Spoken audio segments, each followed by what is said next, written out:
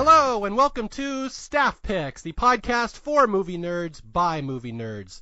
As always, I'm Mario Lanza, and I am your host on our journey through the underloved and unknown and underrated movies out there in the world. And today's podcast is a especially fun one. I have not only a movie that's especially fun, but I have a host that's especially fun. And first off, I'll go for the movie. Our movie today, the 1989 comedy Loverboy, starring Patrick Dempsey. One of these movies that's virtually unknown today, although it was a fairly decent size hit at the time. It's just one of these that did not particularly age well. It was kind of forgotten, and we'll talk about the many reasons why this movie might have been forgotten.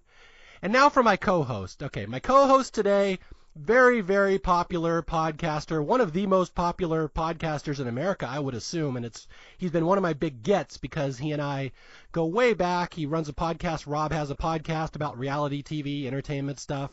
Just one of the funniest guys I know. And again, we've been friends for like 15 years, and it's always a joy when we get to do something together. Welcome to the show, Rob Cesternino. What an introduction, Mario. I was just here. I thought that somebody ordered a podcast with extra anchovies. Yes. Well, you're spoiling the plot of the movie already, Rob. Yes. And very polite of you to laugh after I already said that when I answered the Skype call. Yeah. I'm Johnny Carson. It's my job to make my guests look good. Thank you. I appreciate that. Very happy to be here. And when Mario reached out and said, hey, what movie do you want to do? I said, let me go back and just try to come up with something that probably aired every single day on HBO at some point in my adolescence. And it was between this or Just One of the Guys. And I figured that this one was actually probably less problematic to talk about. Oh, that's interesting. Let's come back and revisit that once we get into the plot of this movie. Yes, let's do it.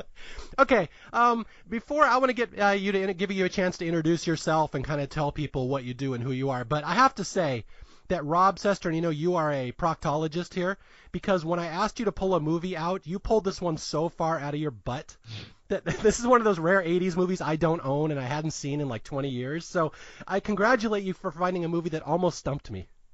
This was hard for even me to go back and find. It was not on iTunes or Amazon or Netflix. I watched it on a very shady site. I don't know if anybody's going to I don't know how many people in your audience go back and then watch the movie before it gets talked about here or just along for the ride. But it's almost impossible to find this movie unless you order the DVD from Amazon.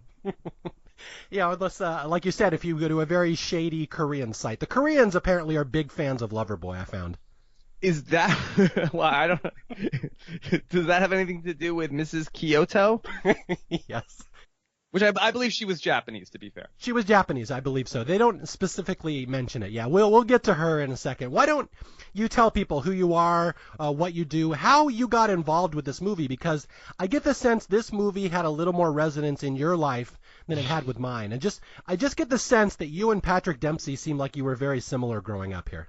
Yes, I just found it to be such a relatable story of the young man. No, I mean, this movie came out in 1989. I'm not sure when it was airing constantly on HBO. I would imagine like a year or two later. So anything in my early adolescence, especially that sort of had was even like a somewhat salacious, it was a comedy. It was probably something that my parents didn't want me to be watching. So it had a lot of the key ingredients to attract a 12 or 13-year-old Rob Cesternino. Yeah. Now, you didn't see this one in the theater. You would have been too young, right? Definitely not. Yeah.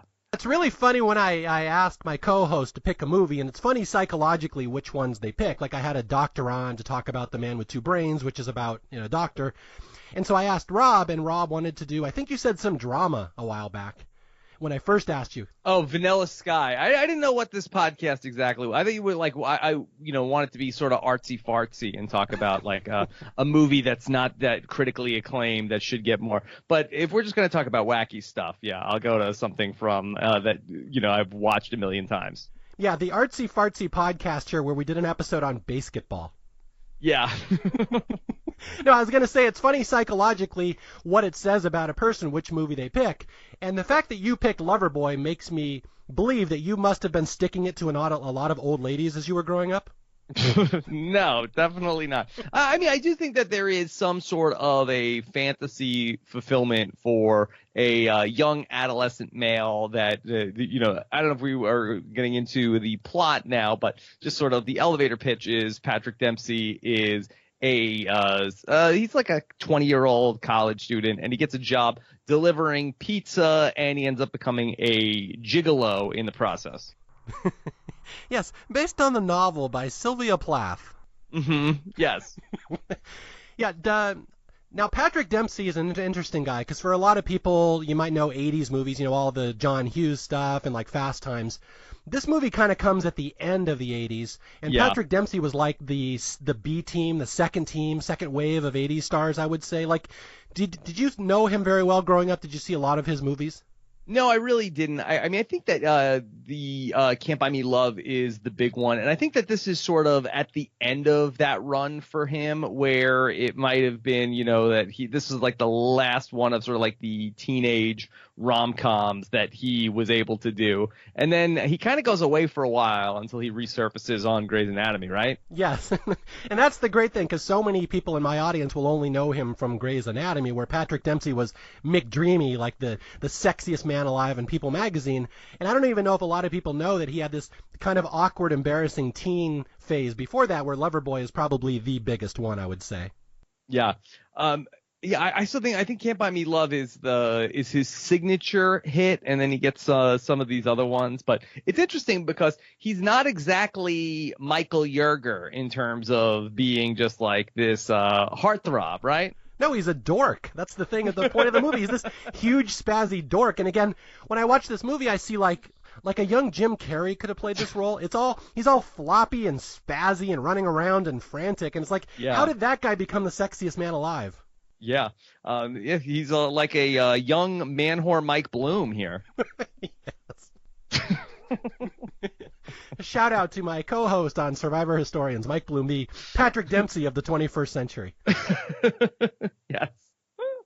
But also McDreamy. Yeah, also McDreamy. We do call him that on Historians. Yeah. The thing I was just reading about this, and this, again, you kind of mentioned the plot of the movie. We'll be walking through this for people, that he really is just this college student basically banging every MILF in Orange County or in Beverly Hills. But it was hilarious because I was reading about Patrick Dempsey before this podcast. And do you know who his first wife was? I have no idea. When Patrick Dempsey was 21 years old, he married his acting coach and mentor, who was 48. So they were married for quite a while. So he literally lived the life of banging MILFs. So I would say it fits in perfectly with this movie. He's a true method actor. Yes. Now, let's see. What else did I read about Patrick Dempsey? Before he became a movie star, he was like a professional juggler. Okay. Yeah, he studied under like the most prominent juggler in America. So like he has this eclectic background. He's a stage actor, a juggler, and again, physical comedian. That's the one thing I want to get across to people about this movie, that it's a silly movie and it's kind of stupid, but there's a lot of cool stuff going on with Patrick Dempsey just being this actually pretty good physical comedian, which I didn't remember. Yeah, he's doing a lot of dancing and stunts and jumping in pools and stuff like that. So, yeah, he definitely has a lot of fun with this role. Yeah, absolutely. This whole movie looks like everybody's having a blast, and there's all these big name stars. And again, I saw this movie back in the theater in 1989. I was 15, so I was very excited to see something, like you said, this salacious. This was not my typical movie here. But I saw it in the theater. My brother and I liked it, and I kind of forgot about it, and I didn't really see it until I think Mr. Rob Cesternino mentioned, let's do it on a podcast 25 years later. So, again, I just want to thank you for reintroducing it into my life. Good. Well, I was very happy. I don't think I've watched it in probably 15 years or 20 years, so this was fun to go back and look at it this morning. Okay, and here's the big question. How well do you think this movie holds up? And before you answer that, I want to say, obviously, I'm only going to do a movie like this on Staff Picks if I believe in it and I recommend it to people. So I will recommend this as an 80s comedy, kind of a second wave 80s comedy. I think there's a lot of neat stuff about it. But do you find that it holds up and it is as good as you remember it being as a kid? No, it's definitely not as good as I remember it from. Again, I don't know if I ever was like a movie critic growing up. I just remembered that this was something that was on. Like, you didn't watch things because they were good. You watch things because they were on, as a person growing up in the 80s or the 90s. And so I thought it was fun, and it would be something that would catch my attention when it was on. So I do think that, though, it was cute. That there are certainly issues with the film that do not hold up in 2018, but I did find myself enjoying it, and it was not a chore to get through. Yeah, it's not a chore. Again, it's not the funniest movie in the world, but it is funnier than a lot of, historically great 80s comedies that I've always argued that a lot of 80s stuff isn't that laugh out loud funny. It's kind of cute and charming. Like, this movie does have some laugh out loud stuff. It's got some, I hate to use the word problematic, it's got some issues that you may not see in a modern comedy, but yeah. And we're talking about gay jokes. There's so many gay jokes in this movie that it becomes like the signature storyline in the movie. But it's kind of mitigated. I would say this movie is not as sleazy and as R-rated as you think it would be and I think it's because it's got a female director. I don't know if you noticed that. Mm-hmm. I did not notice it. Yeah, so a woman director directs this thing about this guy who's basically sleeping with every woman in Beverly Hills. And if you pay attention to this movie, it's really not about just like the sex scenes. The whole point of this movie is that all these women just want to be loved and just want some attention and romance. And like that's why I think it almost feels like it pulls its punches a little and becomes a little more sensitive than you think it would be just on first glance. Yeah, I do think that the underlying message is one that is, intended to be empowering for women. I do, try to, think a little bit more critically about it, where all of the relationships in the film are kind of interesting, where that you would think, okay, well, this is like a real story about women empowerment, and talking about how that these women can, that they have these lovers that are incapable of attending to their every need, sexual or otherwise, and then so they're going to be, really take the bull by the horns and outsource all of this. But it actually turns out that every single woman in the movie is actually a woman that is in a bad marriage who is being cheated on by their counterpart. And so as a way to sort of get back at their husband, they all end up calling up Patrick Dempsey to come over, and sort of they are really just getting vengeance on their significant others throughout the film. There's almost like nobody that comes into play who is, except for the original woman, the inciting pizza customer. Every other woman is just trying to get payback on their cheating husband. Yeah, that's the thing, and a lot of the times we find out later in the movie that this lover boy, this gigolo, isn't even sleeping with the women. They just want to dance or do ballroom dancing or get shown a little attention. Well, I think they kind of had to soften that up, because at the end of the film, I mean, at the heart of the film, that there is this love story between Randy, the main character, and his love interest, Jenny, who he goes away to college and he lives with her, and he's in this relationship with her that's been for 2 years.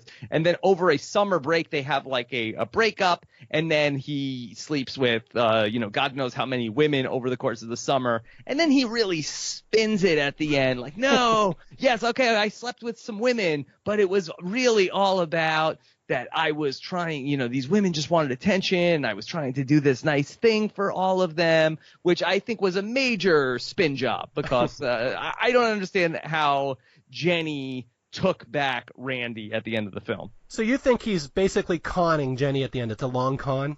Yes. I think he's learned to be a very manipulative person, and Randy, as now a true Lothario, knows exactly what to say to Jenny that she wants to hear, and has this, real tall tale about how he's the hero of this story. And I think that if Jenny really thought about it, she'd say, wait, hold on, I was with this guy for 2 years, and then over the course of a summer, he hooked up with 30, and even the first woman that he hooks up with, that it was not like that he was in the business where he was getting paid to, his parents to pull him out of college, and he needs to earn all his tuition money back. And so he has to sleep with 49 women at $200 a piece, but he wasn't getting paid from the first woman. So what you're saying here is that I think I will cut through the chase here that you're saying that Randy, this whole movie, he is learning how to talk to women, how to romance them, how to woo them, and that's all he's doing to his girlfriend at the end. He's learned how to talk to tell Jenny what she wants to hear. Not unlike in The Sopranos, that Tony Soprano is using his therapy sessions with Dr. Melfi to, sharpen his abilities to manipulate. That I think that Patrick Dempsey, Randy Bodek here, I think also is using his time with all these different women to know exactly, what to say to Jenny to win her back over. Okay, we're going to walk through the plot of this movie here just because, again, I'm quite sure that most of my listeners do not know this movie or have not seen it in 30 years. So, yes. Yeah, we may need a refresher. But I will say, before we go into this, Rob and I have known each other for years, and we have forever been trying to do projects together or do something together. And I just want to say this because people will get a laugh out of it. Do you remember the first time about 15, 20 years ago when we suggested we do a review of like TV shows and we debate them? Do you remember why you said that would be a bad idea? No. Because we always agree on everything, and it would be just like the Jerry Seinfeld SNL sketch where Jerry debates himself and he just agrees with himself on everything. I don't remember that, but that is funny. Oh, this Jerry guy makes a really good point. Yeah. Yeah. So we are going to go through this movie, and we will try not to agree on everything, and we will try to provide a little Siskel and Ebert banter where we fight with one another. So sure, I'm sure we'll find something. Okay, so here we go into the plot of Loverboy from 1989, which is possibly the sleaziest movie I've done so far on Staff Picks. So here we go. Mm-hmm. All right. So the story is thus, as Rob said, the story of Randy Bodek, a college student, slacker, just basically wears a leather jacket, has a mohawk, does nothing, and he's just kind of a loser. He has no skills with women whatsoever. He's got a girlfriend, Jenny. What's he going to do? He's going to propose to her or something? Is that what the opening of the movie is? I don't know exactly. No, I think that he was just supposed to hang out with her one night, and then it was like the last night before he went home for the end of the semester, and then like a party broke out where about 100 people just showed up in that. They share a dorm room. I don't really understand like how the college looks the other way on this or exactly what the situation is, but they're sort of roommates in the college, and his parents don't know, and it's a big secret. He can't tell his dad that he's living with this woman. Yeah, and because this is an 80s comedy, hilarity is going to ensue here where, Randy's got this girlfriend and he can't tell his parents, and he's kind of lies to his parents that, I room with this guy Vic, you just happen to never see him. And it will become a running joke throughout the movie that his parents believe he's gay. Yes. The whole thing is basically like a 98-minute episode of Three's Company, and the dad is sort of like a reverse Mr. Furley, where the dad is under the misunderstanding that his son is gay, but that the son doesn't realize that that's what the dad thinks, and that's why the dad is, ends up taking an interest in a lot of what's going on over the course of the film. Yeah, and This exactly illustrates why I said that Rob and I will agree on everything. I literally wrote in my notes, this is like a episode of Three's Company, this movie. So yeah, and the same thing. There's a lot of misunderstandings. One thing is going on for one person, and people think that something else is going on, and hiding in the closet and under the bed. So very much the atmosphere of Three's Company. Yeah, and it's especially going to get like that towards the end. I don't know if you noticed how complicated the ending of this movie is. It's like there's 10 subplots all converging at once. Like you literally need a flow chart to explain the ending of this movie. That's the part I'm kind of worried about when we talk through it. Okay. I don't know, a Venn diagram may be helpful. Maybe I'll put that up on the website or something. Pizza pie chart, maybe. Yes, the pizza chart would be perfect for this one. Okay, so Randy, he wants to hang out with his girl. She thinks he's a loser. That's like he just doesn't take it seriously, and they basically break up for the summer. And so Randy comes home from college, and again, he's got no girlfriend, and he's got no prospects, and he's all dejected. And the dad sees his report card. He sees you getting all F's and stuff. He's like, "I'm not sending you back to college. You're a slacker, McFly. You're not going back there." So Randy's whole life is just in the crapper. And all he can do is take a summer job, and he goes to one of the most iconic 80s jobs in a movie ever, to a place called Signor Pizza. Yeah, Signor Pizza is a weird place because it is a pizza place, but it's also kind of a Mexican restaurant, and you have to wear like I wasn't sure if this was what they were going for, Italian or like a stereotypical very large mustache for I don't know what they're going for there. But then the delivery truck is also with like this giant sombrero, and people come in like it's a pizza place, but then they order Mexican food also. It's crazy. Well, it's kind of jumping the curve here because it's a fusion restaurant. Yeah. It's the Italian-Mexican fusion restaurant. And there's actually a scene in the movie where where Jenny comes in the restaurant and looks up at the menu, and I actually wrote down some of the items they had for sale at Signor Pizza. Yeah. Let's see if Rob, you'll appreciate these. All right, some of the items we have: the spaghetti ranchera, the nachos Alfredo, Yeah. and the chorizo parmigiana.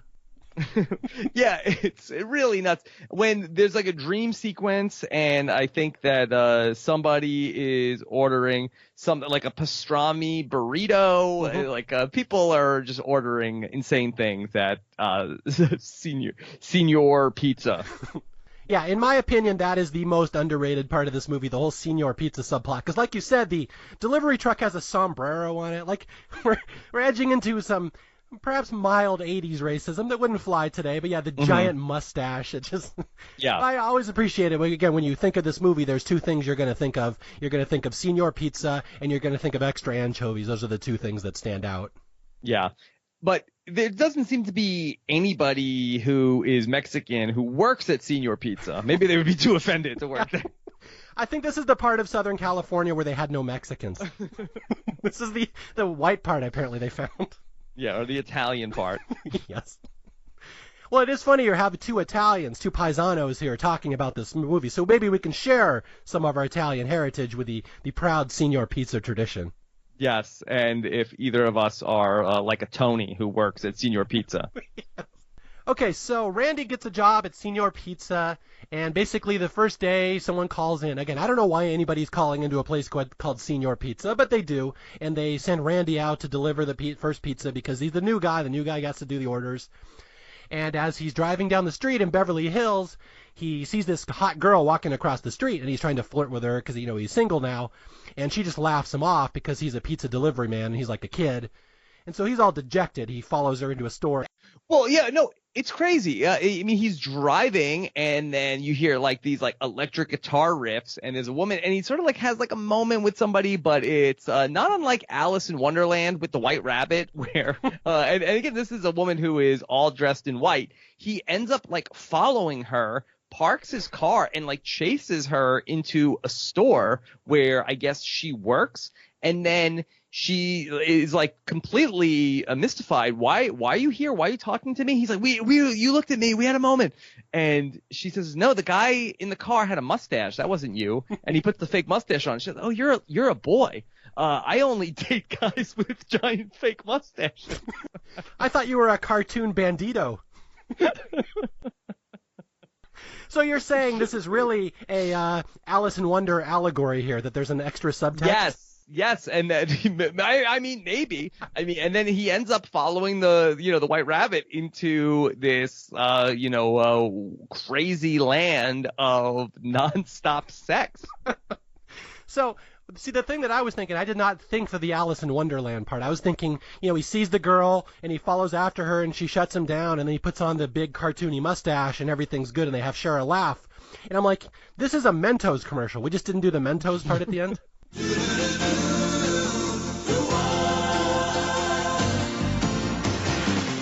Yeah. It's a Signor Pizza commercial. Signor Pizza is big in Scandinavian countries up there. Mm-hmm. Okay, so Randy has hit on this woman, and she shoots him down, as you do in Beverly Hills when the pizza boy hits on you. And Randy's all dejected, and he's just bummed out in this Beverly Hills clothing store. And apparently, as always would happen in an 80s teen sex comedy, the owner of the store, this hot, beautiful woman, walks over and says, oh, I'm going to feel bad for this guy, and I'm going to sleep with him. Yeah. I can't tell you the number of times that has happened to me in Beverly Hills. Right. A tale as old as time. Yes. So her name is Alex. And she sees him looking all ashamed, and she's like, well, that was very brave of you to come hit on that woman. And Randy's like, yeah, well, I'm just a college student. I don't know anything. And she, like, for some reason takes pity on him. And she's like, well, look, this seems like a guy who has fun and who has confidence, so I will invite him back to my suite and we'll, like, have sex together. So, again, that's every 80s comedy ever. Well, she was impressed with him that he was so bold as to follow a woman into a store and then ask her out on a date. Now, again, that there are probably a lot of different words for that behavior, but she chose to look at the positive part of that and the boldness that it required to follow a woman and just point blank ask her to go out with him. So she ends up like dressing him in like crazy clothes where she wants to see him in a white jacket and a fedora. And then she says, yes, now you look like you're ready to drink cappuccino. You could have some cappuccino. I don't know if cappuccino is also code. Well, so you're basically saying that Alex invented McDreamy. Maybe. Yeah, she put the fedora on him. That's where he becomes McDreamy right there. Yeah, but then his car ends up getting towed, and then this encounter is going to end prematurely. Yeah, and it's the only thing that will end prematurely for Randy in this movie. Okay, so Randy's first experience with Alex is wonderful, and then what happens is she calls him back. He thinks it's going to be a one-time thing, and she's like, well, we never finished what we started, and this is where the whole plot of the movie will jump in. She calls Senor Pizza and specifically orders a pizza from him. She's like, I need 1 in Beverly Hills and 7 in Costa Mesa, which anybody who knows California knows that's probably not a realistic pizza order because Costa Mesa is like 2 hours away, basically. Well, it turns out that when he goes to drop off the pizza to her, she's like, I will put in that order for Costa Mesa. But no pizza place would take an order that's like, I'm 3 hours away. I need 7 pizzas. Can you do that? I mean, what did she say? Like, hey, I'll pay you guys $1,000. And it's like, well, what is this? Like some sort of a hit? Why do you need a pizza from our restaurant in Costa Mesa? But she basically needed him for the whole day and didn't need him to get back to the pizza place. So figured send pizzas to Costa Mesa would do the trick. Yeah, and this becomes the thing that anytime somebody orders a pizza from Senor Pizza and asks for extra anchovies, it will be code for please come to my house and have sex with me, and word will spread around Beverly Hills. So anyway, what happens here? Randy goes and sleeps with Alex, and the next day, the dad, Randy's dad, this is more of the gay subplot, which again is quite prominent in this movie, where the dad calls up Randy, or Randy calls the dad. He's like, I'm not coming home tonight. I'm spending the night at a friend's house, and the dad hears like sex noises in the background, and Randy says, oh, it's just some guy I'm hanging out with. And the next day, Alex sends him a suit. She bought him a suit, and it comes to the house sent by this handsome Italian delivery boy. It says, here's a coat from Alex, but I prefer that you wear nothing. So the dad, of course, putting 2 and 2 together, doing a little Mr. Furley here, realizes, oh, my son's gay, and this will be the secondary subplot through the whole movie.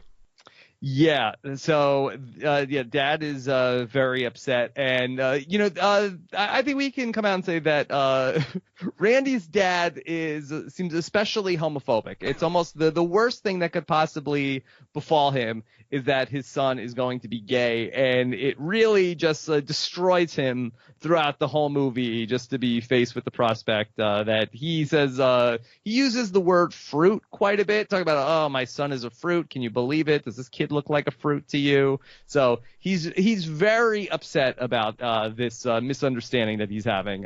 His mom, who is played by which one of the Charlie's Angels is she? Kate Jackson. Kate Jackson. The brainy one. Yes, she is much more progressive.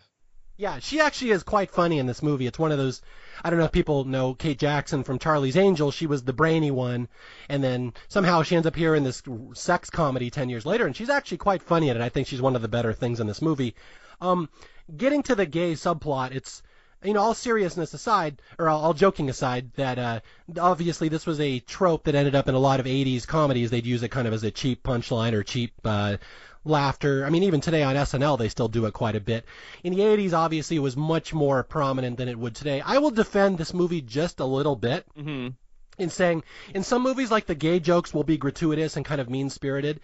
This one, I mean, obviously are a little gratuitous and they take over the movie quite a bit, but it does lead to a payoff at the end of the movie when Randy doesn't get his ass kicked because everyone assumes he's gay.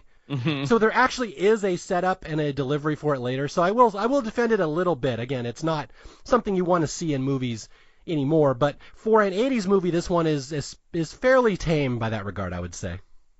If we could, I'd like to go back to Alex, who ends up indoctrinating him into the world of extra anchovies. And, she spotted him. She knew he was bold, that he went after the woman that he saw and chased her into the store. But, she must have had some sort of a sixth sense about Randy in terms of his ability to perform. And I think it's interesting because he tells his friend Sal later on in the film that he had sex with Alex 7 times in one night. And I wonder if she had some sort of a ability to detect that he would have this very short refractory period, Mario, where he is able to perform again and again and again. I mean, we talked about how he's kind of a goofy looking guy. It's not like that he is like, this incredible stud. There's no mention of him having some sort of a Dirk Diggler-esque proportion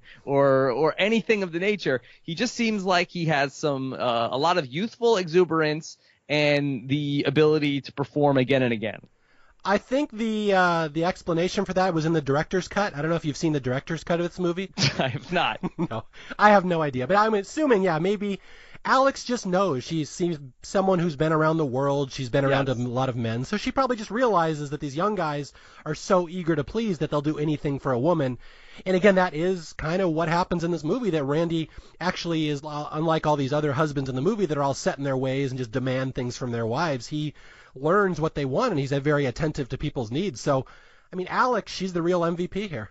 Yeah, she's a twinkle in his eye. She's like the Branch Rickey of sex, that she was able to, identify and say, okay, this is the guy who is going to be the ultimate gigolo of Southern California this summer. The Branch Rickey, really? She had an eye for talent. So he was a trailblazer, basically. Yes. He's the Jackie Robinson of banging MILFs in Beverly Hills. Yeah, I don't know if he crossed any sort of a barrier like a Jackie Robinson, but that he was a diamond in the rough that Alex was able to identify. So the first encounter with Alex has gone well, and then Alex keeps calling Randy back, and I think the next time she pays him for the first time, she gives him like $2,000, and he's like, oh no, I can't. I think it was 200. 200, okay, that makes sense. Yeah, he's not 2,000 worthy. Not yet. Yeah, not yet. So she pays him for his time, his attention, his sex, and he's like, oh no, it makes me feel dirty. And she's like, but honey, I'm rich and you're not. And like, if you were rich and I was not, you would give me money, right? Just because you think it would help me. And he's like, well, yeah. And she's like, just think of it as the Randy Bodick Scholarship Fund. I'm paying for your college. And this is where it really kind of clicks that this is a big money-making venture, that he's not just out sleeping with strangers. All of a sudden, people are going to pay him. And what happens is Alex will pay it forward even more. She's going to help him out. But now she's going to start spreading the word around Beverly Hills to all these lonely, middle-aged, rich housewives that, hey, if you want a quick fling and there's no strings attached with a guy who's really attentive and good with women, call this place, ask for extra anchovies, and your life will change. And this will impact Randy's life significantly.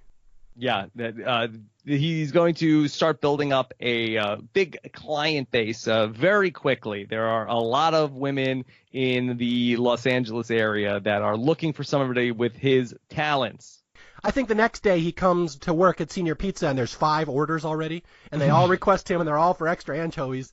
And he's like, man, I'm going to get chafed. Yeah. And so let's talk about some of these women that Randy meets here. You mentioned earlier Kyoko was her name. Yes, Kyoko, I believe, was the first non-Alex woman. And Kyoko is a woman who is married to a American businessman who we will meet later on in the movie. And she has a fantasy that she would like to act out. Yeah, she doesn't specify it. We just kind of see. It's basically they're in silk. Yeah, I don't know what that is. Bouncing around on each other like in a bouncy castle. I don't know. She's really into silhouettes. But her husband is like a big game hunter. That's the other thing. Yeah. Like this will be the running subplot of the movie, that every woman that Randy sleeps with has an incredibly dangerous husband. Yes. And like her husband has all these trophies of animals he's killed, and he's got these sentry robots in his house, which I completely forgot about until I watched it today. Yeah, the robots are actually pretty hilarious. That he is also like some sort of a businessman where he's importing these Japanese security robots, and that guy, he's played by Vic Tayback, and I guess best known for being Mel on the show Alice. Mm-hmm. That's him. So this is his other claim to fame, the big game hunter whose wife is getting slept with by Patrick Dempsey. Yeah, he's very funny. I mean, he's almost like this Biff Tannen-esque figure in the movie. The corresponding husbands, they end up like becoming friends, and there's a lot of fun stuff that the movie does with those guys. Okay, yeah, so Randy is now acquiring a client base. He's got Kyoko, and it's funny, again, we're going to go through this movie where as Randy is acquiring new lovers and new clients, his parents keep discovering all these clues that they think he's gay. Like they find his suitcase from college that has all his girlfriend stuff in it, they think he's a cross-dresser. Well, yeah, that was bizarre. First off, I don't even understand why there's like a suitcase that he has like two bags, and one of them is a really old style suitcase that's just filled with panties. And I don't. It doesn't even make any sense that it was his girlfriend. Like who travels like this? Yeah, he could be a serial killer. Why did they jump right to the cross-dresser?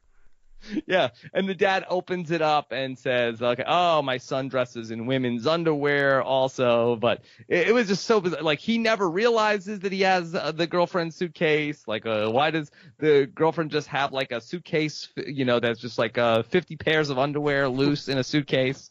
Crazy. If I came home from college with a suitcase with like women's underwear in it, my dad would have high-fived me. He's like, "Hey, you talked to a girl. Nice job." Because that was not a given that I was going to talk to a girl ever. So, yeah, My dad would have been so proud. So, yeah, I do think it is maybe a jump in logic that they jump right to that. Right, and we also don't need to spend a lot of time on also just because if Randy was gay, he's not a cross-dressing. Like there's a lot of misconceptions that I think that Mr. Bodick might have about the life of a gay person. Yeah, and as we were saying at the start of the podcast, that might be one of the reasons you don't see this movie a lot anymore. Patrick Dempsey's people buried it. Yeah, McDreamy shut it down. Yeah, because in looking for it, like there was, I went to a site that said, "Oh, you can, buy this on Windows," and it's like, no, you can't buy it anywhere. I was looking for it, and all I found was a documentary on the band. Mm-hmm. I'm like, I don't want to watch the band on the documentary on Loverboy. Yes. Do you think this movie has any chance to be remade, Mario? Probably not. I mean, they could do the thing where they do the gender reversal.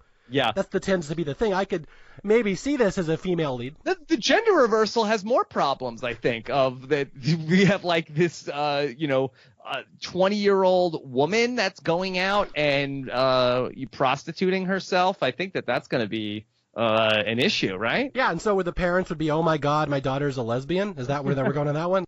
I think we can lose that subplot. Yeah, I think we'll drop this movie. It's not going to be remade.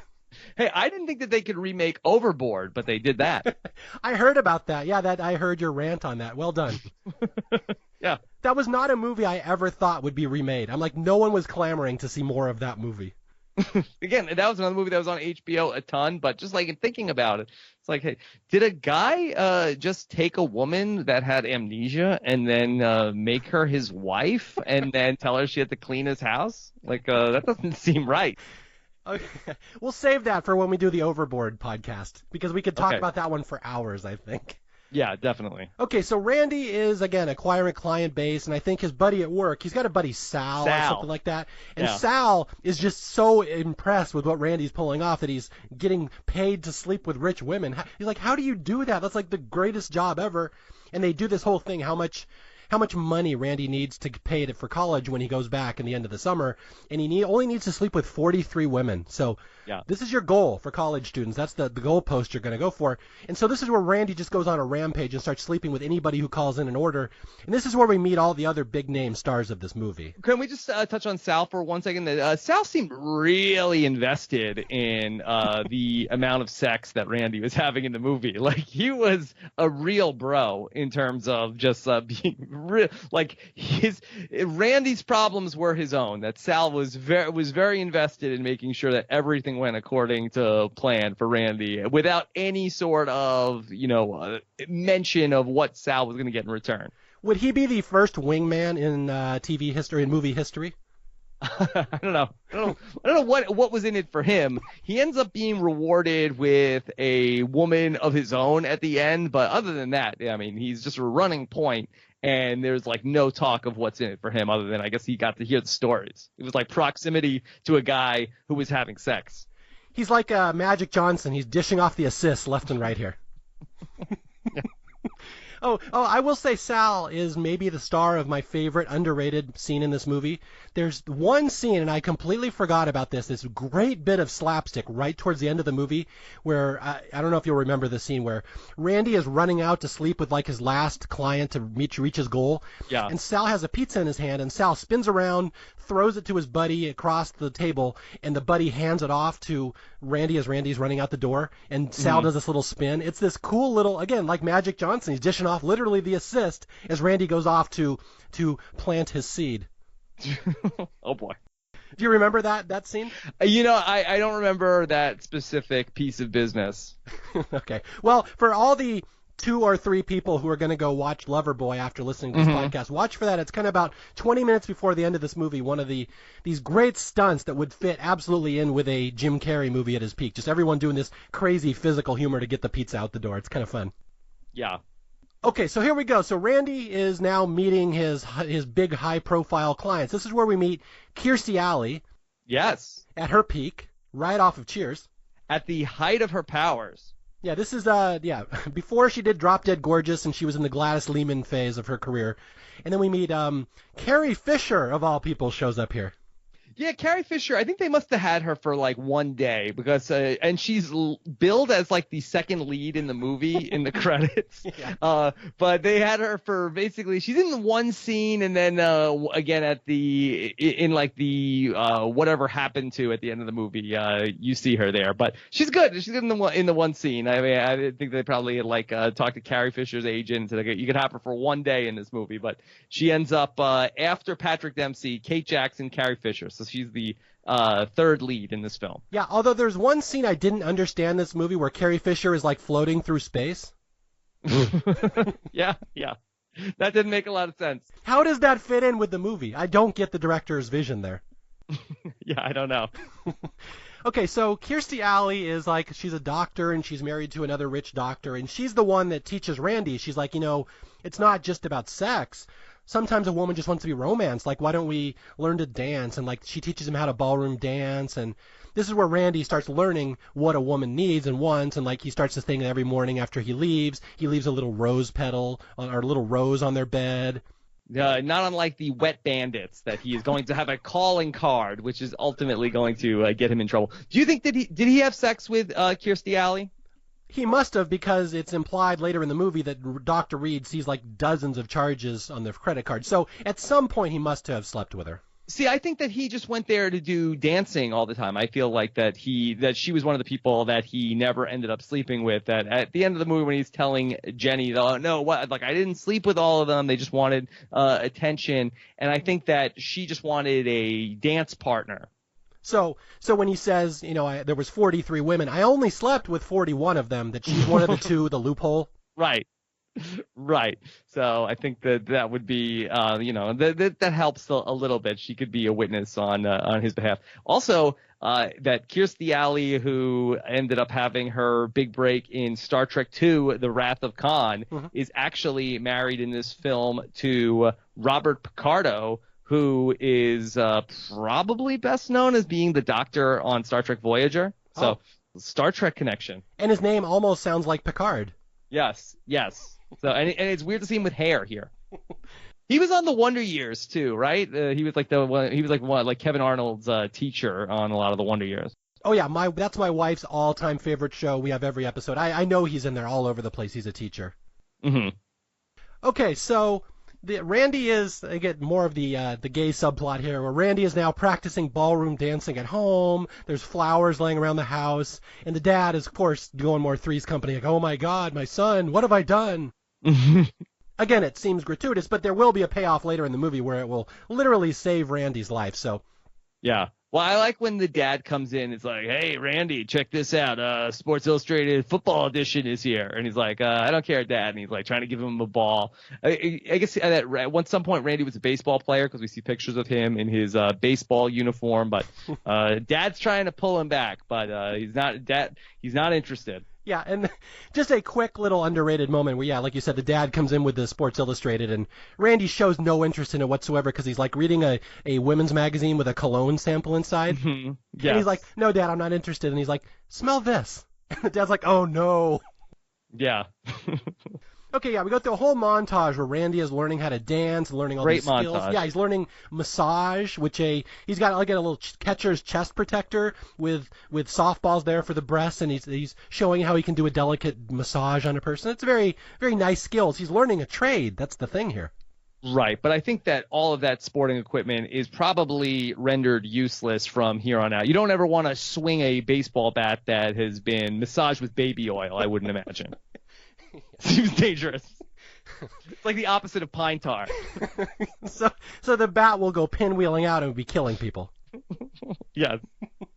Okay, so, and the thing that's going to haunt Randy here is that Randy is now getting so much business, he now starts accepting credit cards.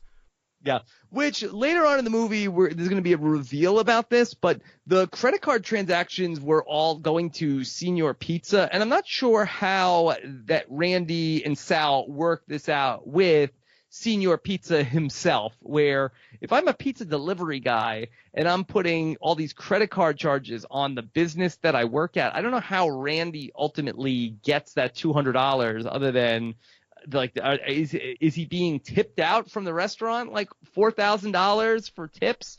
I mean, I don't know how they work that out. Yeah, I don't know if you know this. You're probably too young, but in 1989, H&R Block named this the least realistic tax movie. Yeah. Yeah, that is a good point, though. How is he getting his cut? He's not getting paid under the table now. Yeah, so it's bizarre. It's also the guy that is his boss there. I'm not sure if he has a name, but he's like, kid, I don't know what you're doing out there, but we got 5 more orders for you. And like, he doesn't stop to ask, yeah, what are you doing out there? Why are people calling up? Because I would think he's dealing drugs. Yeah, and he's spending 2-3 hours on each pizza delivery. Like, what the hell's going on? And I guess if you're bringing in $200 per pizza delivery, you don't ask any questions. But yeah, you think at a certain point it may affect his business and the legality. He'd want to know this stuff. Yeah, and the pizza place itself is not making money hand over fist, other than if they're looking at these credit card statements and saying like, oh my God, we made $5,000 on these deliveries in the last 2 weeks. But I mean, the business is getting like a couple of extra pizzas. I mean, they're thrilled with the work he's doing, but it's not really having an effect on the bottom line. Well, yeah, think of the mileage he's putting on that car. Yes, the Sombrero pizza car. And they only have the one car. They're not going to get a backup. You cannot get another Sombrero car like right off the bat off a lot. Mm-hmm. That's right. Okay, so Randy, again, just lots of little funny, goofy things going on in this movie. And there's a scene in here that I kind of forgot about until I watched it today that it actually made me laugh, where Randy shows up at this one house in Beverly Hills for this woman who's ordered extra anchovies on the pizza.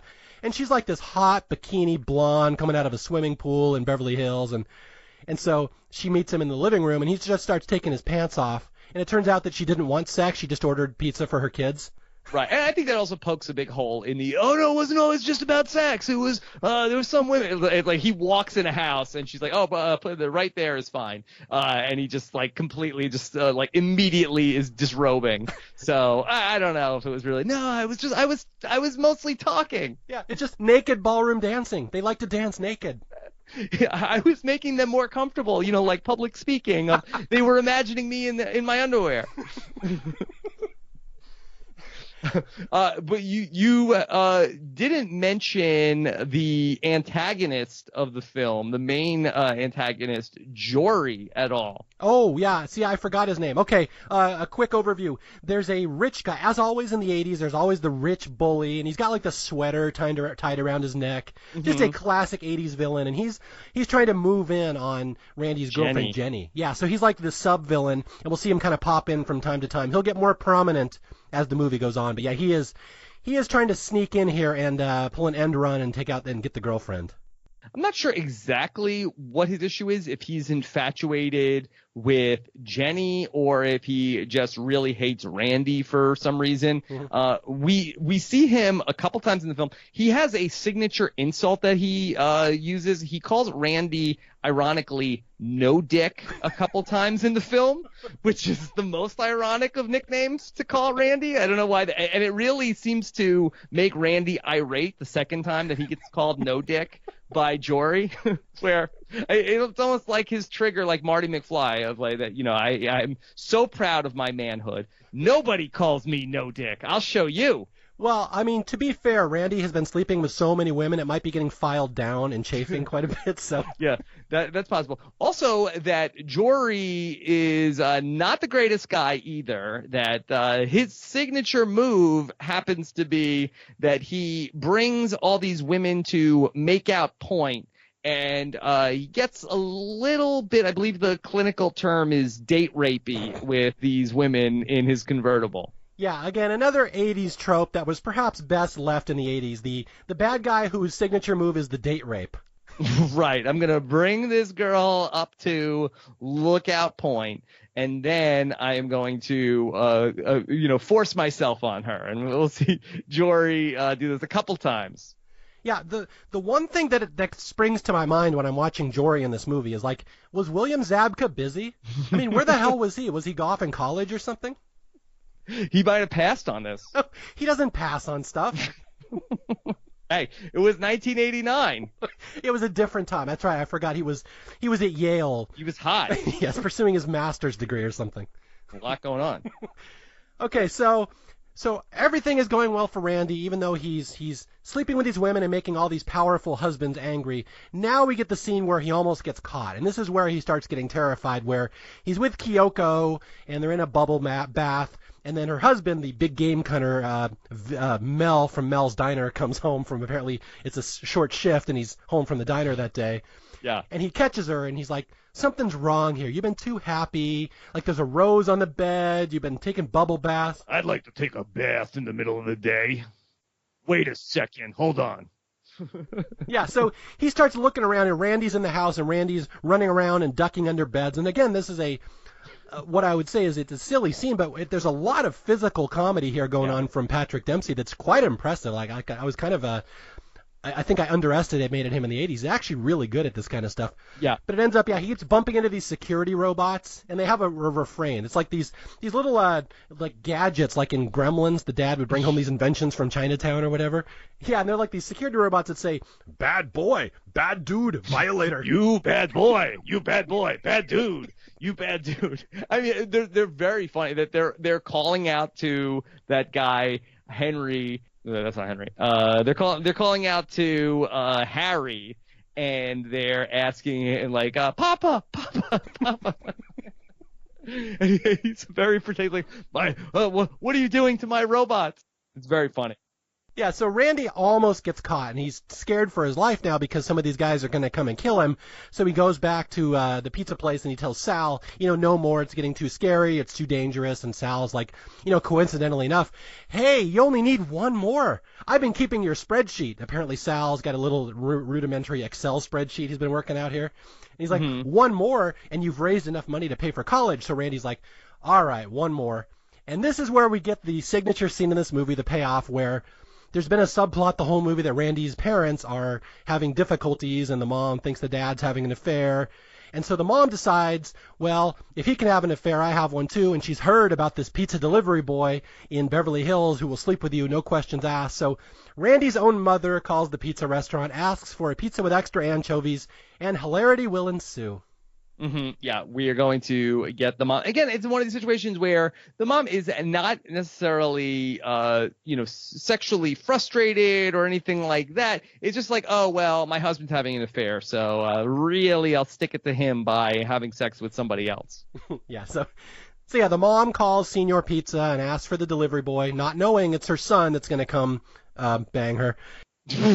And so, yeah, and then she gets cold feet. Randy's on the way to deliver the pizza, and she calls up, and this is a funny scene where she's like, I don't want the pizza. I don't need it anymore. And the manager's like, lady, you ordered it, and it's coming out there. You better pay for it. And she's like, but I'm a married woman. He's like, I don't care what you do with it.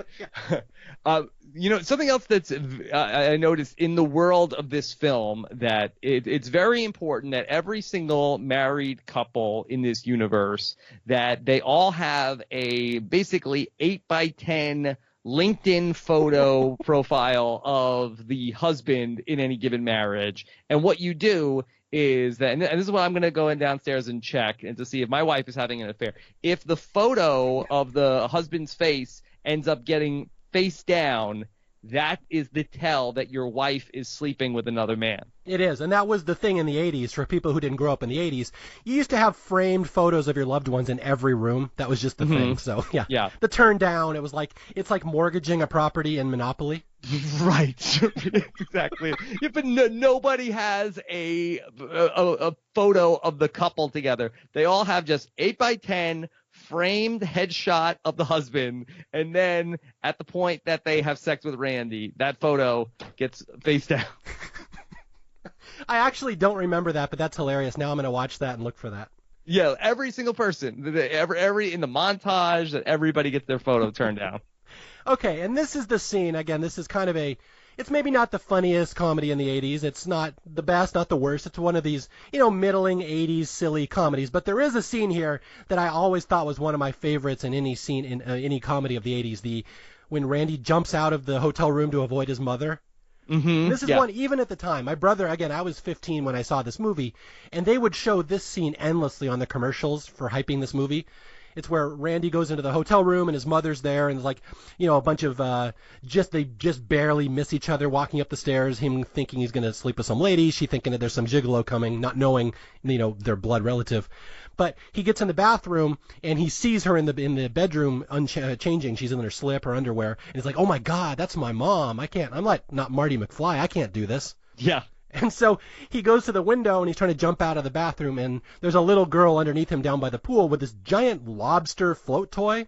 Mm-hmm. I've never seen a float toy that big and that elaborate before. Right. But it's just big enough that a person could jump on and land safely. And he does this wonderful stunt fall where he jumps and lands on it, and it lets out this pathetic squeak as he hits it.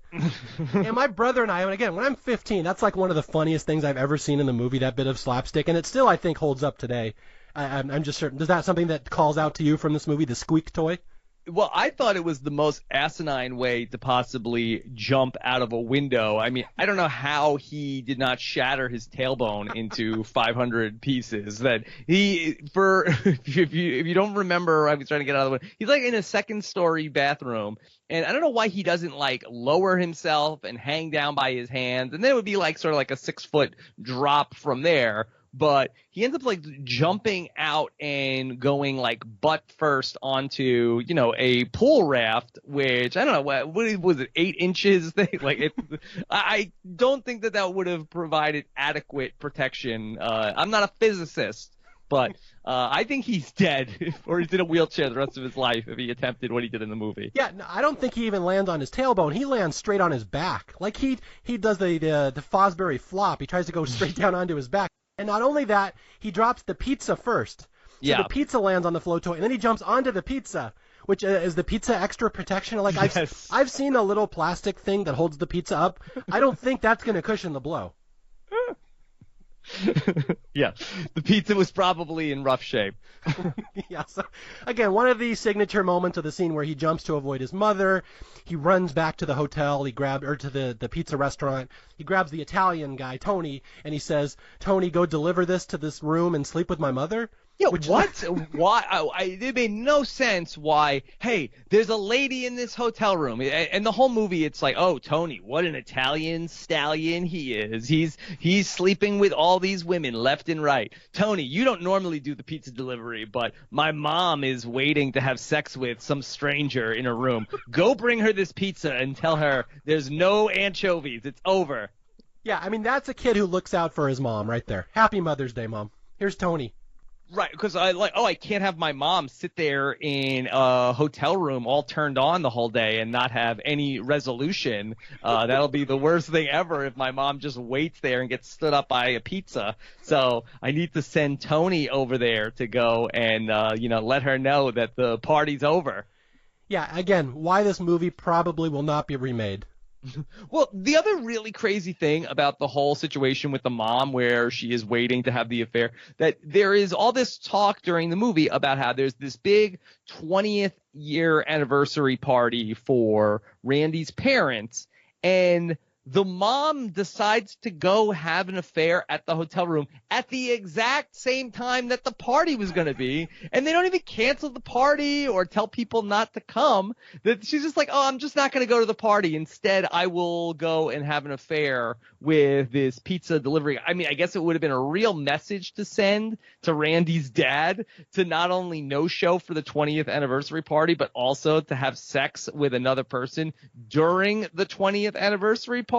But it just seems very rude to the guests. Yeah, exactly. That's a lot of catering you paid for and stuff. At the very least, you want to cancel the party. Again, those Beverly Hills, everyone's got so much money floating around, I guess they don't care. Tiki Joe's, I'm not sure if there was, a hefty cancellation fee if you called it off. It might have been just no difference whether or not. And then it really would have been Randy's dad with all the egg on his face.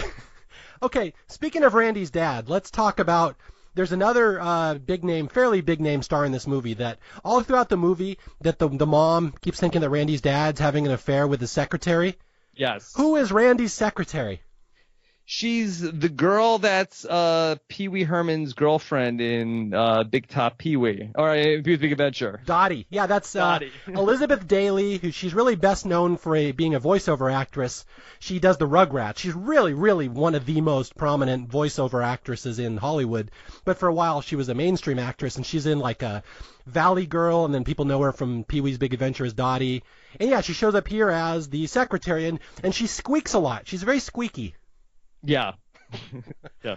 And she needed to sleep in the trailer at the Bodick construction site, but then there's a point where Randy's dad ends up getting really wasted with Mel and then ends up coming back and getting into bed with her, but he forgets that she's there. But all signs point to Randy's dad having an affair, according to Randy's mom. Yeah, and this is what I said earlier in the podcast. We're going to wrap up this movie here, but everything starts getting very convoluted, that every storyline intersects with another. And like I said, you almost need like a flow chart to follow the ending of this movie because so many subplots are going to be converging all at once, not unlike Jack, Chrissy, and Janet all converging at the Regal Beagle at once, like the Three's Company here. Yeah. Well, you have the significant others of a number of the women that Randy has slept with, and they end up they're all thinking that something is going on because they all find the rose at the house, and they're all concerned that their wife is sleeping with somebody. And then there's some suspicion, which is led by Harry, a.k.a. Mel, and that he ends up going to go bring in Robert Picardo, and then there's this bodybuilder guy, and then I like the scenes of those the three guys hanging out together. They're just like they're driving around, drinking scotch, just on a mission to go find the guy that's having sex with their wives. And there's a song they play on the radio to get pumped up. What song is that? Great Balls of Fire. It's like, yeah.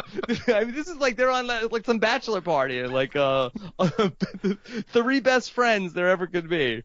They're on like this buddy comedy to go find the guy that's banging their wives.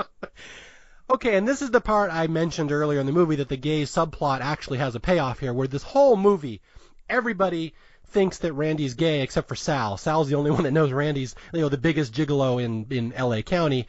And there's a scene earlier in the movie where Randy's dad is sitting with Mel, the I don't forget his name, whatever, the big game hunter, Kyoko's husband. Harry. Yeah, and Mel and the dad is just spilling his guts and saying, my son's gay and I don't know how to deal with it, and you think it will happen to some other dad, you don't think it'll be you. And so they know that Bodek's kid is gay, and so all the husbands show up at Senior Pizza and they're going to kick the ass of the delivery boy who's been sleeping with their wife, and they see Randy there, and this is where there's a payoff where Mel says, wait, that guy's not a gigolo, that guy's a homo, or something like that. I forget the exact word. It's something sensitive like that. But, again, there is a point for that subplot in the movie because that spares Randy's life, and Randy's able to slink away as they all go after Jory, the rich kid, the William Zabka, and he basically gets a giant ass beating here.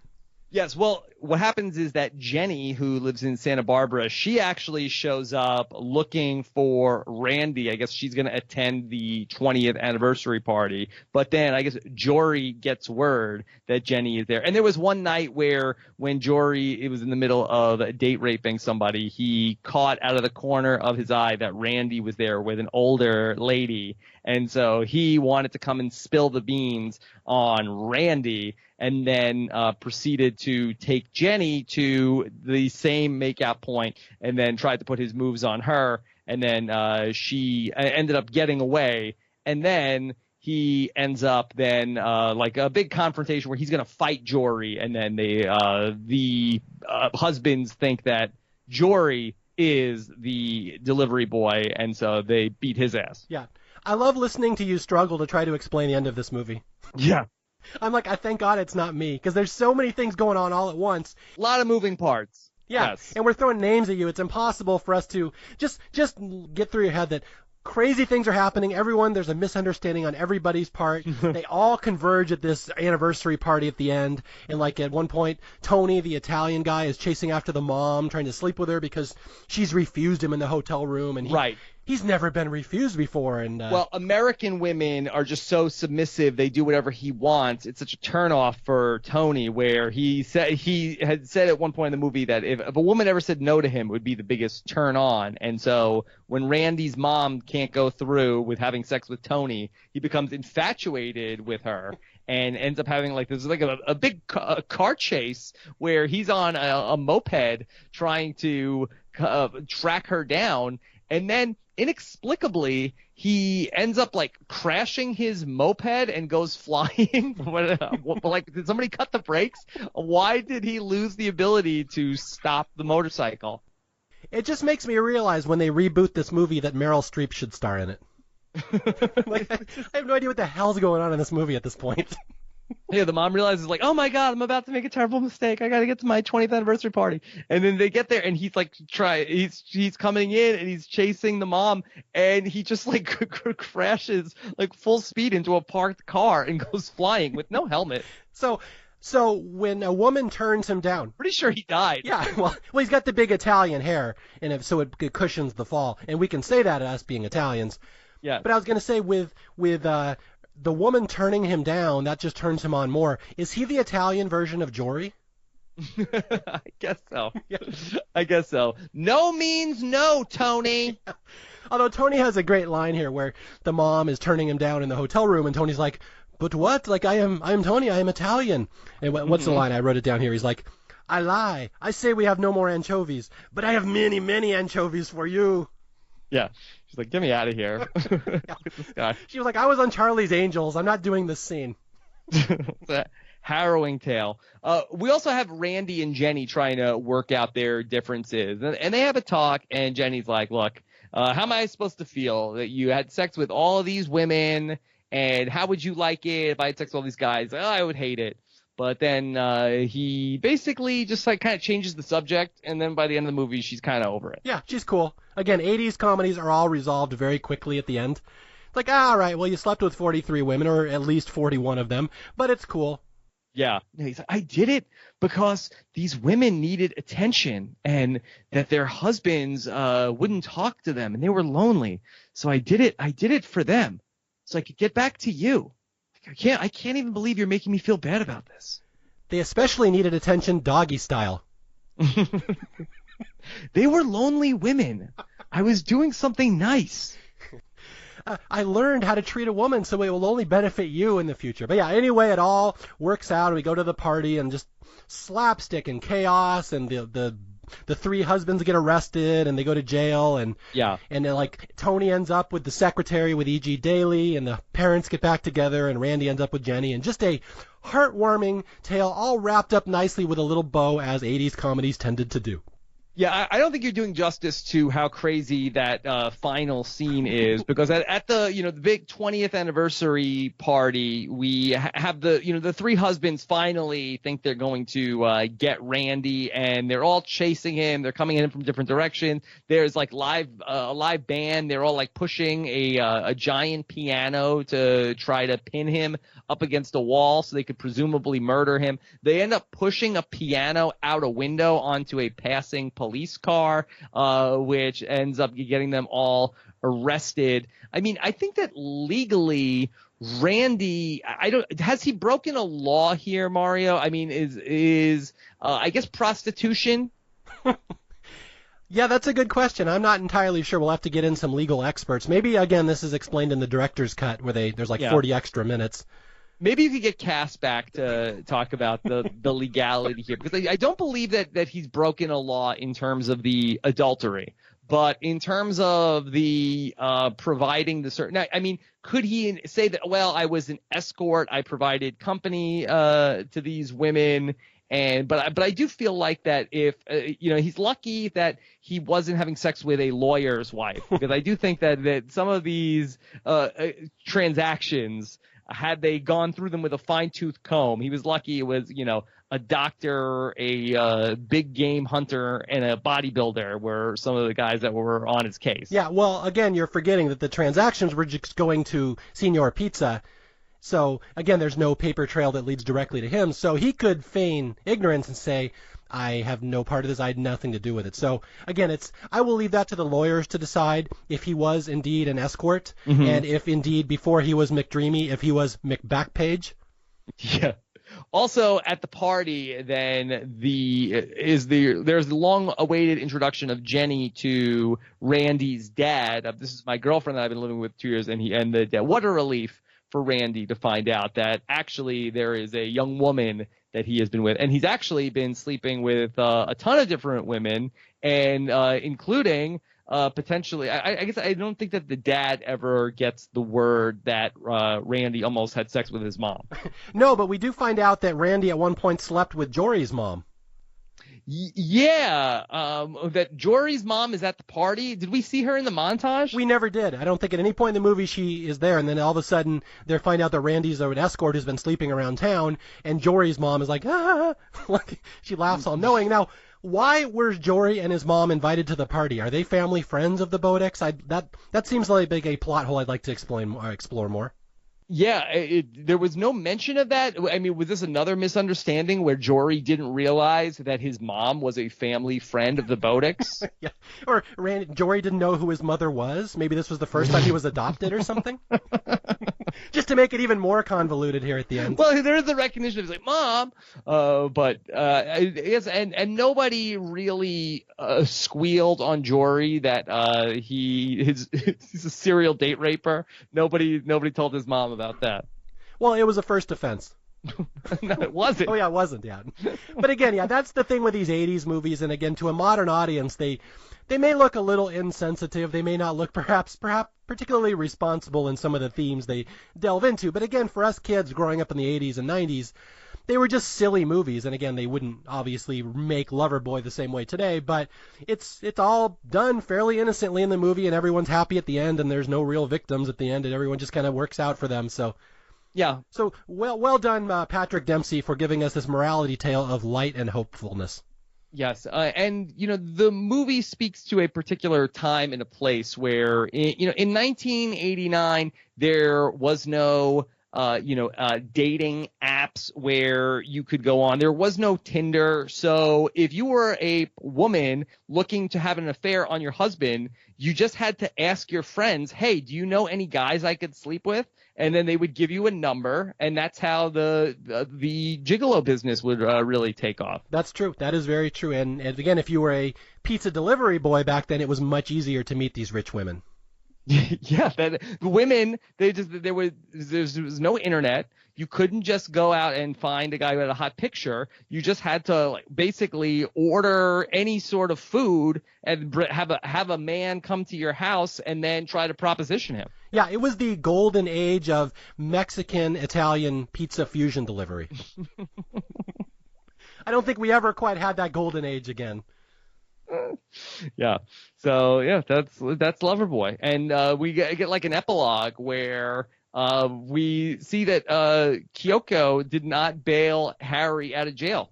She did not. That's right. Carrie Fisher gets together with her husband and the doctors, Kirstie Alley and Dr. Picard, Captain Picard. They get back together, but not Kyoko. Kyoko does not bail her husband out, so she now inherits all those robots apparently. So now she owns them.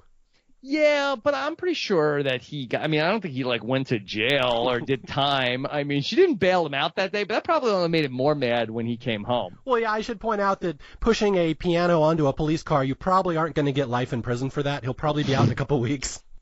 Yeah, I mean, did they go easy because there was three guys? They sort of split it between the three of them. I mean, I got to think that he is not doing any hard time for the crimes he committed in this movie. Yes. No, he's at Alcatraz. They sent him out there to rot and die. Yeah, I think that Kyoko should just get a divorce. Okay, let's see. Anything else to wrap up about Loverboy? I'm pretty sure we went through it pretty comprehensively. Again, I want to point out that the odd thing about this movie is it sounds like this cheap sex comedy, but it is interesting when you watch it in reality that it's directed by a woman, and it does focus a lot more on what the women, why they're hiring Randy in the first place. And again, it's not just sex for a lot of them. So again, it's a cheap, sleazy 80s comedy, but it's not as cheap and sleazy as something like Porky's or something that would have been earlier. In the late 80s, they kind of were starting to soften the movies a little bit, and that's why this movie's kind of a product of its time. Right. You know, the movie speaks to that there are women who are getting what they want for a change as opposed to they've been mistreated for their husbands. I do think that the better message would have been a way for these women to all get out of these bad marriages that they are in. Mm-hmm. And, so, you know, had he been some sort of pizza delivery guy / killer divorce attorney, I think that would have probably been, a better, more empowering story than, women just, sleeping around just to get payback on their husbands. But, for 1989, I guess it was pretty good. Yeah, absolutely. And this is where I have to tell my embarrassing Loverboy story that I was debating the whole podcast if I want to tell this one. But in college, I was the movie guy. Everyone knew me in my dorm. I was the guy that owned movies, and I had a ton of them. But I didn't have every movie that I wanted. There was some that I just didn't own yet. And I was so lucky in college. This is in 1993. I had a roommate who worked in a video store up in Oakland. And every so often he'd say, hey, you want to rent a movie or something? Just tell me, and when I go to work, I'll go grab a movie for you. So one time I had him grab Loverboy. And so he brought a bunch of movies back to the dorm, and we could watch them. And so one day he drops this offer on me. He's like, would you like to own Loverboy? And I'm like, Well, I don't really want to say I bought it, but if I owned Loverboy, I wouldn't throw it in the garbage. And he's like, good, because this copy is now yours. I just reported it stolen. Yeah. So somewhere on my record, it is noted that I own a stolen copy of Loverboy on VHS, which I'm very embarrassed to say. It's the one movie that he reported stolen. So somewhere there's a paper trail linking me to a VHS copy of Loverboy. Does it have your name attached, or it was just in the file that copy was stolen, and if they were able to go into the barcodes? Yeah, my name was never actually attached to it like the Senior Pizza trail, but yes, the big man upstairs knows that I own Loverboy. Yes, terrible. Yes. So the Lord knows. Yeah, so I'm this is my penance right here. I'm admitting it live on the air that for some reason I ended up with a stolen copy of Loverboy, which again was not of my volition. It was given to me. I did not take it. How do you think that things played out post 1989 for Randy and Jenny? Do you think that they got together? They stayed together? Well, it's an 80s comedy, so we're meant to believe that. I do not think so, because I think he is used to a more sophisticated rich woman by this point. Once that he has, been to the buffet of, all of the different women in Los Angeles, will he be satisfied with just Jenny? Yeah, I do not think he will. I think Jenny is a little beneath him, where it's going to be a kind of a reverse Forrest Gump here, where this time he's too good for her, as opposed to, Forrest, who was way, way beneath Jenny. What do you think about in the reboot? Are Randy and Jenny still together, and then their kid is the new Loverboy? So they've passed on the family business to their son? Right, a son, or the daughter would be interesting to try to explore what that would look like. I mean, maybe it could be very progressive, and then that he has a son who is gay, and then is going around to the different men in Hollywood. Yeah, and you can even modernize it even further by the dad, Randy's dad. Now's, oh, my son is straight. He's like concerned that he keeps seeing all these signs that his son might actually be straight, but he's really gay. So they totally turn this thing on his head, and that's the modern revival. There's a lot you could do with Loverboy 2018. Yeah, I can't wait for the stage version. That's what I'm waiting, the one on Broadway. Yeah, the musical. Sure. Sure, that'd be great. So, it's very exciting. Mario, what did you do with all your VHS? Do you still have them? I actually still have a box out of my garage with about 75 or 80 VHS tapes, and I recently bought a VHS player just because I was tired of having all these tapes that I couldn't watch anymore. So I actually went to Goodwill and bought a VCR for like $10. And it's funny when I say that, I say, oh, I have a VCR and I can still watch VHS movies. And everyone's like, oh, look at this old man still kept his VCR. I'm like, no, I just bought it. Like, I didn't have one for like 20 years. So I still can watch my movies if I choose to. What about you? Do you still have any way to watch this stuff? I have some VHS somewhere, but it's mostly like stuff that was like home movies and stuff. Not necessarily like I would watch a Hollywood movie on VHS. And I have like a DVD VCR combo, but I do not have it hooked up. It's in my closet. Yeah, and I'm the same way. Most of my VHS tapes aren't like professional movies I bought from Blockbuster or received stolen from Oakland. They are stuff like I just taped a random episode of Late Night with David Letterman in '86, or I just taped a random Seahawks game from 1988 or something. So it's like homemade stuff that has sentimental value to me, but it wouldn't matter to anybody else. So I just hate to throw that away because someday I'll want to go dig through it and say, oh, look at this Letterman episode where a young Jerry Seinfeld was on, stuff like that. Yeah, I just think that we'll eventually get to a point where just nothing is playable. Like you put the tape in the VCR and it just disintegrates. Yeah, it says, intruder, bad boy, bad boy. You bad boy. Old tape. Yeah, all right, Rob, I want to thank you for joining me. I know we're easing up on an hour and a half. That's usually my cutoff for these episodes. Why don't you tell people, although anybody who listens to the show, I'm sure, knows who you are and how to reach you, but what do you do? How can people reach you if they want to find more of your unique brand of humor here? Yes. Well, most of just about everything I do, you can get at robhasawebsite.com. Rob has a podcast. I also cover scripted TV over on post-show recaps, and I hardly get to talk about prostitution, so this is a big thrill for me, Mario.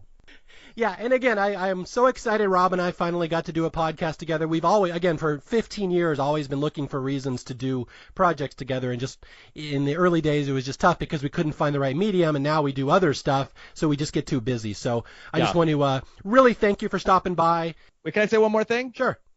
I don't know if there was something really in the culture here in the turn of the decade from the 80s to the 90s, because you have Loverboy here in 1989. Pretty Woman is going to come out in 1990. It really seems like big Hollywood here was really trying to glorify prostitution here. It seemed like that it was really the world's oldest profession was getting a real second look. Yeah, and it's funny, I just talked about that to my last podcast in Little Big League, how movies go in waves, and that was the kids in baseball movies for like 5 years. That was every movie. And I hear in the late 80s it was, we're going to legitimize prostitution a little bit. Yeah, like, oh, why does everybody turn into such a negative? I mean, isn't it just about people finding each other? Come on. Exactly. Yeah. So yeah, I thought that maybe this was. I had to go back and take a look. I said, oh, maybe was this a response to Pretty Woman? Was this sort of like, what if we did Pretty Woman but with a guy? But no, Loverboy actually did come first, and then Pretty Woman was second. But then I don't think that there were too many other films that really followed the through line. I think you started getting into, like in the mid '90s, getting into more of like the dark side of it, things like Indecent Proposal and stuff like that. So this was a short-lived period in Hollywood where we really tried to clean up the reputation of prostitutes and gigolos. Exactly. And then in the early 90s, you go through the Dick Tracy, like, let's do movies based on comic books from the 20s that nobody's ever seen. Yeah. So it comes in waves. For all my listeners, again, we're Staff Picks. We talk about the underrated, underloved movies. You can reach me on email, staffpickspodcast@gmail.com. You can reach me on Twitter, @MarioJLanza. And until the next time I talk to you, I will be out there searching for more underrated, underloved movies with extra anchovies. Talk to you guys later. Bye.